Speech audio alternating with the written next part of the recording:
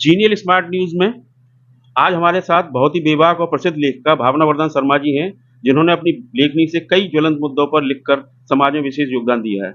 आज हम उनसे उनके ही साहित्य के सफर के बारे में बात करेंगे। धार्मिक पुस्तकों के प्रचार प्रसार से आप जुड़ी हुई हैं। धर्म और साहित्य किस प्रकार से एक दूसरे से जुड़े हुए हैं? देखिए, हिंदी भारतीय जो हिंदी साहित्य है, उसमें जो भक्ति काल है, वो हिंदी साहित्य का स्वर्णिम युग कहा जाता है।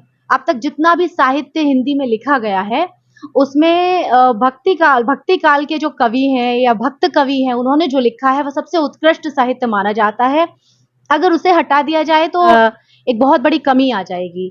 आप देखिए कि 1375 से लेकर सन 1700 ईस्वी तक का ये जो भक्ति काल था, इसमें कृष्ण भक्ति धारा के, सगुण भक्ति धारा के जो कवि थे, महाकवि कहना चाहिए, सूरदास जी, तुलसीदास जी, मीराबाई, रहीम, रसखान, इन सब लोगों ने जो रचनाएं की हैं वो अमर हैं और आज भी वो उतनी ही रुचि के साथ लोग उनको पढ़ते हैं।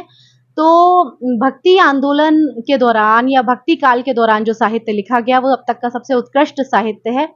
इसलिए मेरी कोशिश है कि ये सब जो है जनमानस तक आज भी पहुंचता रहे, तो बहुत अच्छा होगा।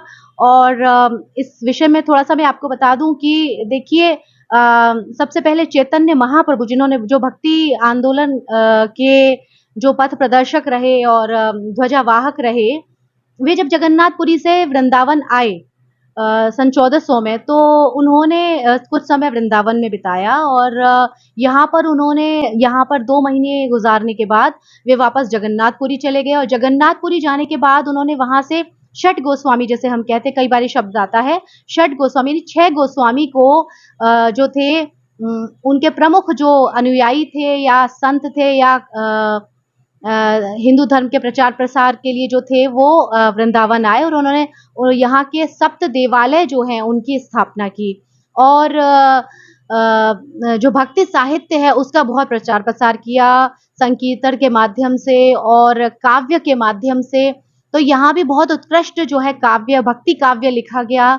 और देखिए, इसमें भी जो भक्ति काल का जो साहित्य है, इसमें भी 2 धाराएं हैं, 2 उपभेद हैं, सगुण भक्ति धारा और निर्गुण भक्ति धारा।